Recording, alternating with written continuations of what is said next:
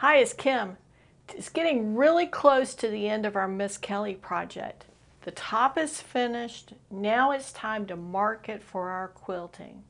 Join us as we mark the quilt and talk about how we're going to quilt this.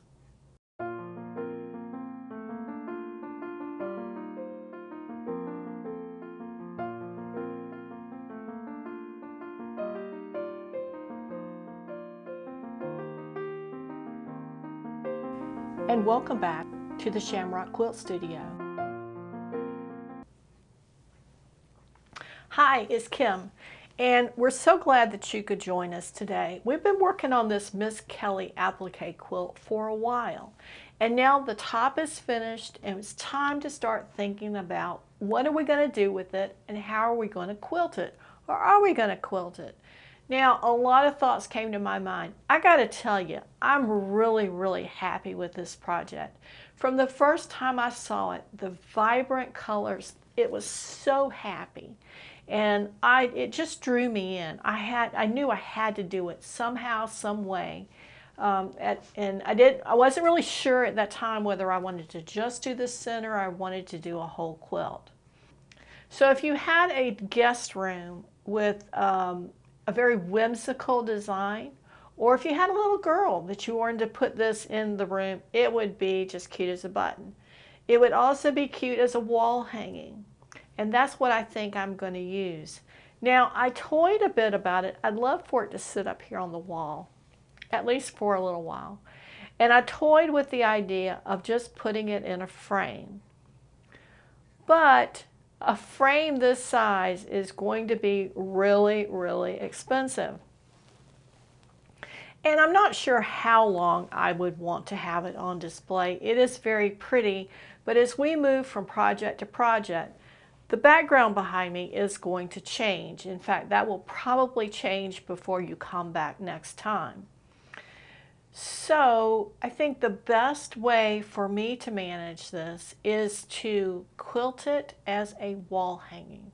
And that way I can use it when I want to. I can display it anywhere I want to at any time. And the way I'm going to do that is I'm going to use a warm and white batting. The warm and white is mostly cotton. I think it just has a small percentage of some type of polyester in it, but it is mostly cotton. It is reasonably lightweight, especially for something like this. It's not as lightweight as an all polyester would be, but an all polyester is going to give us a really fat loft in it. It would make the quilting show up great, but I think it's going to take away from the applique, so we need something kind of thin. And in my experience, the warm and white or warm and natural products give you enough of a loft to see the quilting, but not so much that it takes away from the design. This one, because the background is white, I am going to use warm and white, which is my favorite. I'm going to quilt it lightly. I'm going to put a diagonal grid in the white portion of the design, and then I'm going to use more of a geometric design, perpendicular or perhaps a little bit of wave maybe in the outside in the frame area to accent that and really show that it's a different thing. I am not going to quilt over the applique elements of the quilt. I'm only going to be quilting on the white background because I want those to stand out. And as we've talked before, we have to be really careful about not putting too much quilting in the background because we're putting none in the applique. So because of that, I've decided that our quilting is going to be at 2 inches. Now every time I say that, I question myself because I don't know. Should it be 2 or should it be 3? I think 3 is too wide. So I think we're going to go back. 2 was my initial thought, and I think that's where we're going to go. And what I'm going to do, I'm going to see if I can get this on my Grace hand quilting frame. because I think it will do better if it's quilted on a frame versus in a hoop, because we're quilting straight lines and a hoop is round, and when you pull that fabric, you're not going to be able to quilt all the way from end to end. So I'm concerned about when you take it out of the frame, is it going to be really super straight or not? So my first preference is to put it in the frame, and we'll find out about that later today to know if I have the room to put up the frame, because I've not put it up in this house before, and whether this size will go on that frame well enough. I think it will, because it's designed to come all the way down to a crib size quilt, and this one really is not much smaller than a crib size, more or less. So let's get started. Enough about the planning. I'm using the stem of the flower as my perpendicular line for the quilt. And what I'm going to do is I'm going to start out by lining that up, and I'm going to put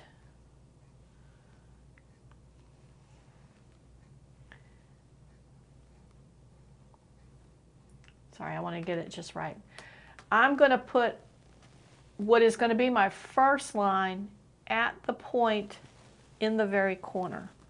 And then I'm using the stem as the perpendicular line. That might be a little confusing.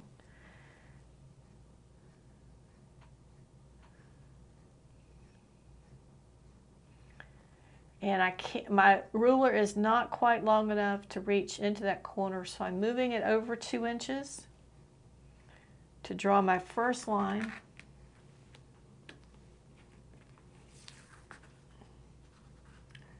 Just trying to be super careful that I've got it. And I'm using a water-soluble marking pen, and we're just going for it.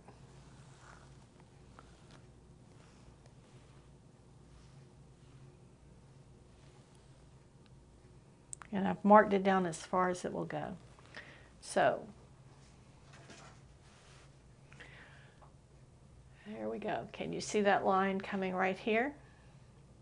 That's at 2 inches. That's going to be our starting line, and from there we can put the ruler on that line.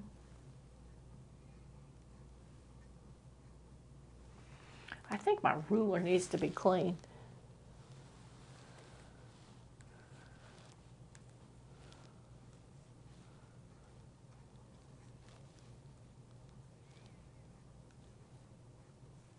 Looks like it's got some smeary marks on there.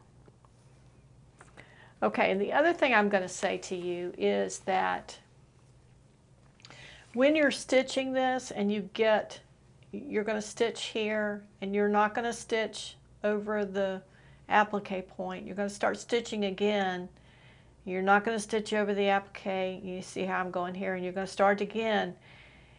There may be some places where it really isn't enough of a stitching line to stitch. You may need to make that judgment call as to whether you're really stitching there or not. The other thing that I was thinking the other day is I wasn't really sure if I wanted to use the water-soluble pens, because sometimes they have a tendency to disappear before we're ready for them. But there were 2 marks down in the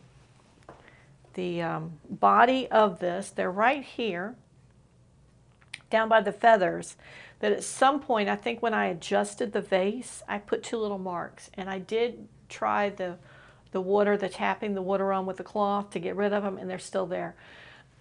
So I think that at this point in the year, we are pretty humid, but this stays inside all the time, and because the room that this stays in most of the time is not near an exterior door, we don't get as much of the humidity in this room.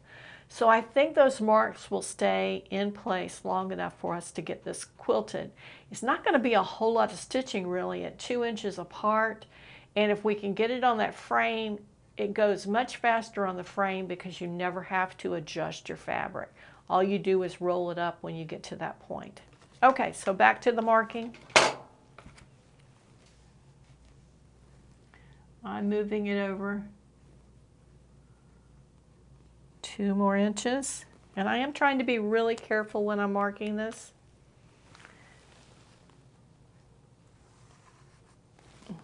Get that in place like it should be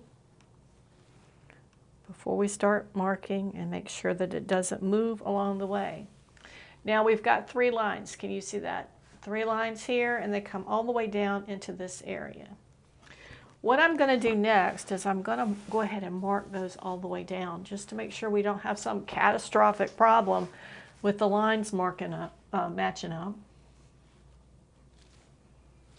And it is off just a tad with going into the center.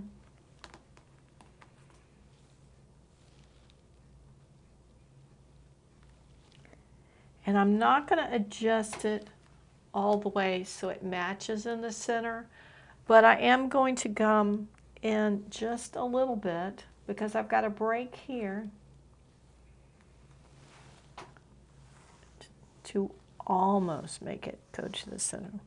So we are off just a little bit. We're going to let that be fine because the only place you'll see it is right here. It's the only place you're going to notice it. And then we're going to line up the next line,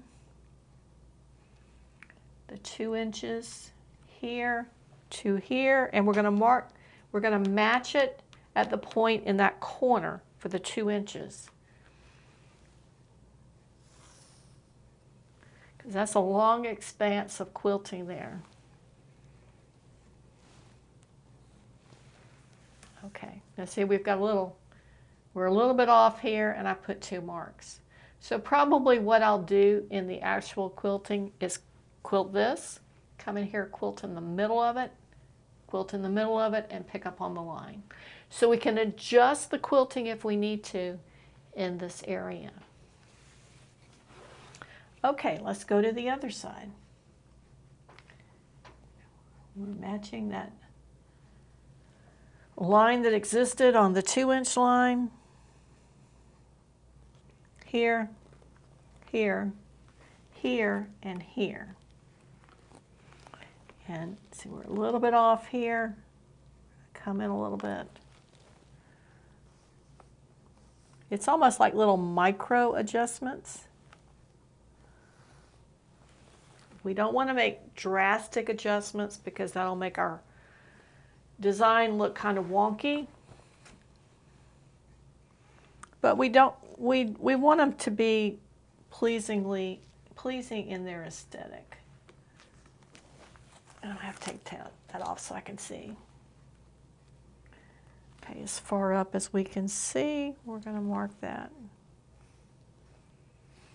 And if at any time along this process you feel like you are just too far out of where it should be, stop. Get a little bit of water on a little scrap of white fabric. I've always preferred white. And dab those and start over. You know, that's the best way. And then I'm going to just keep going here. And I'm coming up to the flower. I'm not going to go any further up on the project than that flower.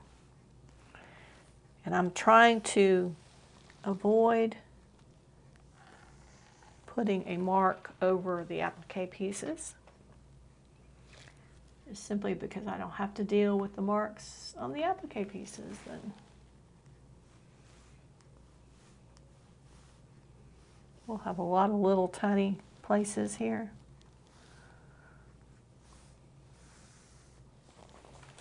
Still looking good.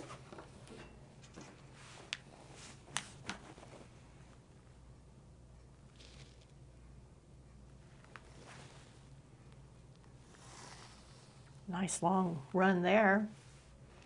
That makes it really quick when we can do that.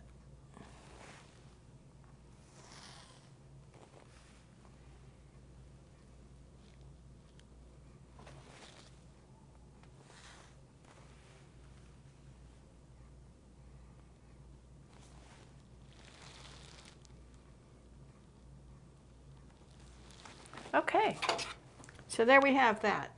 Now we've marked, we started here in this corner. We've marked down to the bottom area, and then we've marked one line this way and all of the lines on this side this way. Now we're going to flip it and come the other way. I still have the rest of it to mark, but I think that you get the point. You don't need a hands-on with all of that. Now what we need to do is we need to find that 45 degree, and that's right there. So we need to flip that around to here, line up that 45 on the stem, and again we're going to be, we can't line up the edge of the ruler because the ruler's not long enough.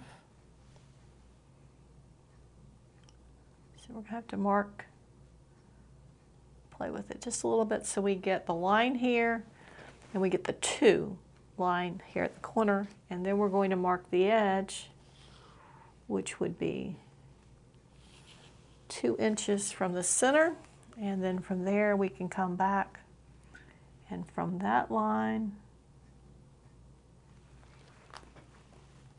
we're just a tad off.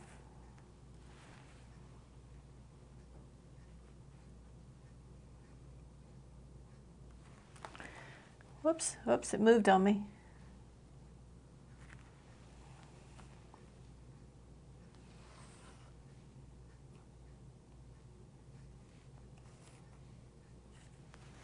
Okay, so there's your grid. We'll do one more. Always check those 2-inch markings to make sure that you're marking at 2 inches. You could decide to do this with heavier quilting if you like. You could decide to do it with lighter quilting if you like. That's going to be your call, because the more quilting, the longer it takes, the more the fabric is going to draw up. And you need to think about the balance between the quilted and the not quilted on a project like this. Now, if I can get your attention right here, you'll notice that here we've got this little tiny line that's going to come right on the edge of the applique. In this particular situation, I would advise you not to stitch that line. You could stitch this one. But also what I plan to do is do an echo quilting right on the edge of the applique, probably like 1/8 of an inch away from the applique, just far enough that we're not sewing under it, but we're sewing very close to it. If I decide to do that, I don't want to have to compete with a line for the grid. And if we don't sew in that little, just so we're accurate, 3/4 of an inch line that sits right on the edge of it, it's not a big deal. But I think you can see here, we've got the full grid going here and the full grid going under here. There will be stitching, but it's not super close. And they're all straight line stitching, so it's easy and quick to do compared to having to stitch around circles or something like that. Now, just a little bit of a side note. I don't quilt the way most people quilt. Most people use their thimble and their needle and they rock it back and forth when they sew. And they keep their quilting fabric and batting very loose in their frame or very loose in their hoop so that they can do that rocking stitch. I don't quilt that way. And part of it is because I don't have enough control with my fingers and my thumb to do it. Part of it is I came to quilting late in life, so it's a little more difficult for me to understand, or maybe I should say a little more difficult for me to accomplish. It's both a learning and a training issue, and also a physical limitation in what I can do. I use sometimes what they call a stab stitch, so I'm stabbing it above, coming through it, stabbing it from below, coming up through the fabric and back down and back down. It's a lot more work hand-wise in what you're doing and having to manipulate where your hands are when you're quilting. But it works best for me. And I tend to use a stitch that is not a teeny tiny stitch like a lot of the people who rock and a lot of the traditional quilting, I use a stitch that's a little bit larger. And I would say that my stitches are on the top perhaps just a little larger than 1/8 of an inch, and on the bottom they're much smaller.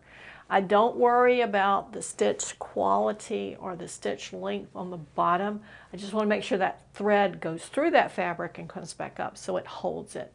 I am more interested in what it looks like on the top. But even with that being said, I'm not super conscious of how that stitching looks, other than I want it to be pleasing and that I'm happy with it. So you'll have to decide for yourself how you want to stitch and how you want that to work. I think that that covers what I wanted to cover today. I'm going to continue marking this. I'm going to check out my Grace frame to see if I have a place to set it up and if I can put this on it. If that's the case and I can get the marking done and get it sandwiched, well, on the Grace frame you sandwich and you put it on all at the same time, which is another benefit. Then the next time we meet, we'll be talking about the actual quilting and seeing some of it come in. In the meantime, be sure to like this video if it was helpful to you and subscribe to our channel so you don't miss a single video on this project or any of the others. We have started a new project on Wednesdays called Blue Star, which is a machine project. It's almost completely opposite of this one. So if you're interested in that, please join us. We'll see you next time here at the Shamrock Quilt Studio. Have a great week.